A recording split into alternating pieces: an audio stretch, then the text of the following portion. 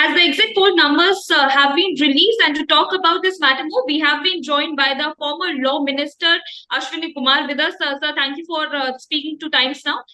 Sir, Thank my first question to you is that as per the tally which has been given, it is showing that the NDA is going to get 350 to 370 seats in the general elections 2024. What's your first reaction to these exit poll numbers, sir?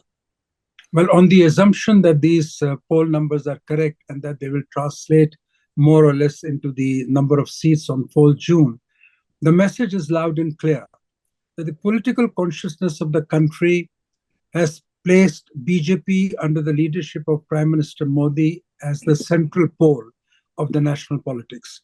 The talk of the North-South divide also seems to be over, with a remarkable gain of 18% vote share for the BJP in Kerala, and also rise in its vote share in the rest of the states of South India. It has retained its position more or less in North India and has made substantial gains in East and in the Northeast.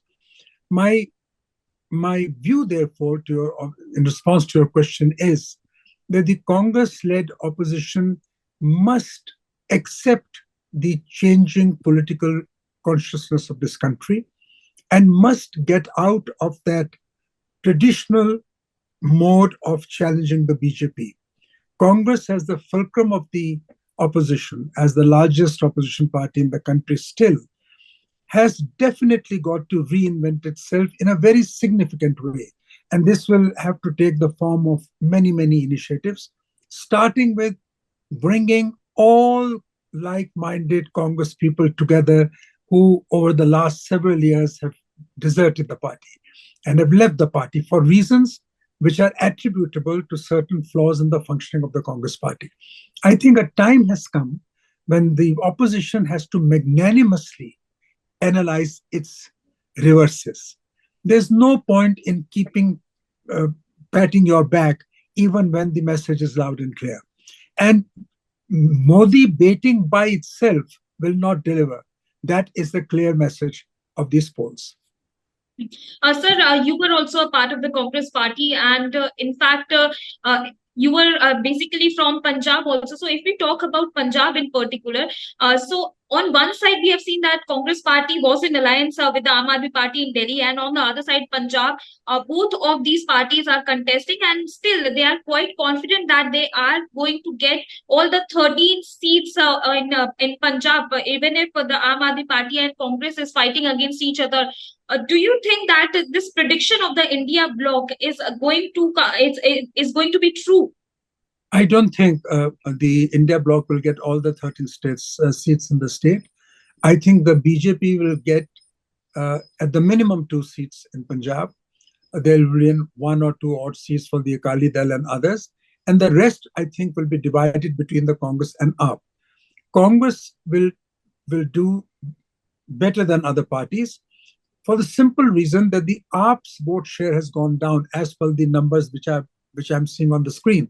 I'm not privy to those. I'm again and again saying, assuming these numbers are right, these show that AAP, which had gained principally at the expense of the Congress party, is now losing ground, and those votes are going back to the Congress. So the Punjab situation is typical of the 4 or 5 way contest in the state, unlike in other states. So therefore, Punjab's situation has turned out to be slightly different from the general position in the rest of the North India.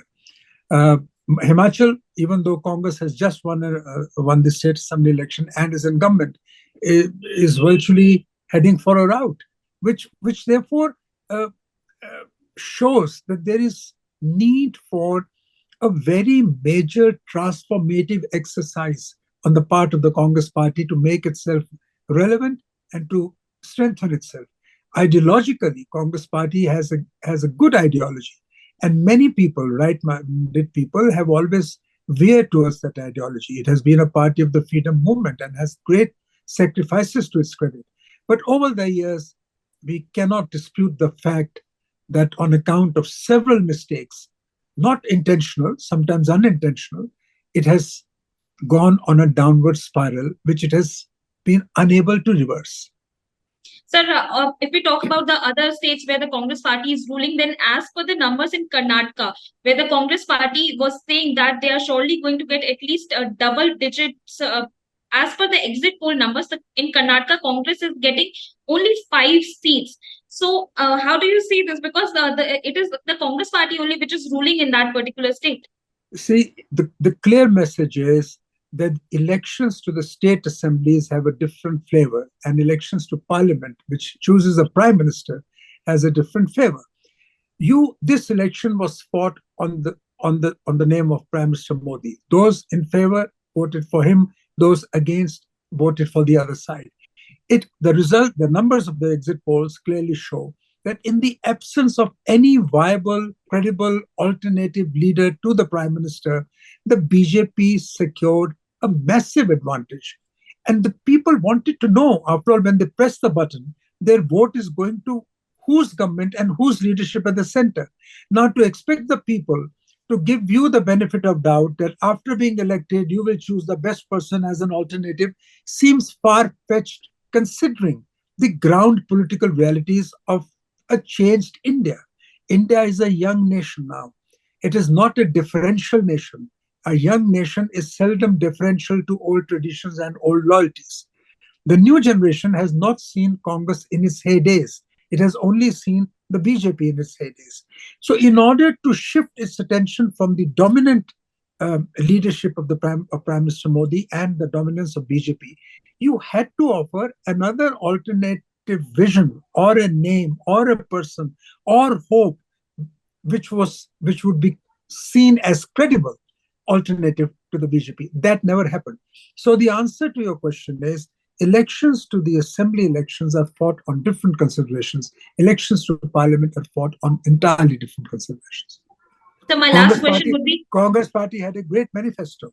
It raised many major and very profound issues, but somehow they were unable to carry that message to the people.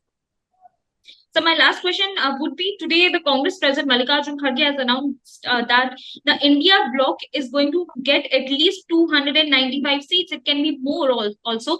But if we talk about the Hindi heartland in particular, then as per the numbers of the exit polls in Gujarat as well as in Madhya Pradesh, the Congress party is losing its grounds. They are not getting numbers in these two very important states.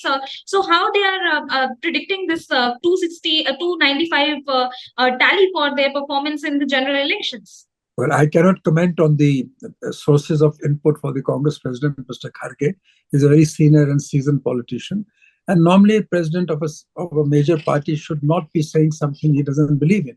I assume that he believes in that numbers. We only have to wait till the 4th. But quite clearly, the exit poll numbers, assuming they are right, in no way point out to that number. So I think somewhere down the line, we will have to reassess our calculations and judgment. And one last hope I have, and in favor of the Congress India Alliance, that hopefully, and for heaven's sake, I sincerely hope they don't start blaming the EVMs now. That would be an irony of the highest order. Thank you so much, sir. So that was the former Law Minister Ashwani Kumar speaking to Times Now, and he has mentioned that it is very much necessary for the Congress party to change its traditional idea of contesting the elections because the political scenario all across the country is also changing, and Congress needs to accept this fact. This is Nyamika Singh reporting from Delhi for Times Now.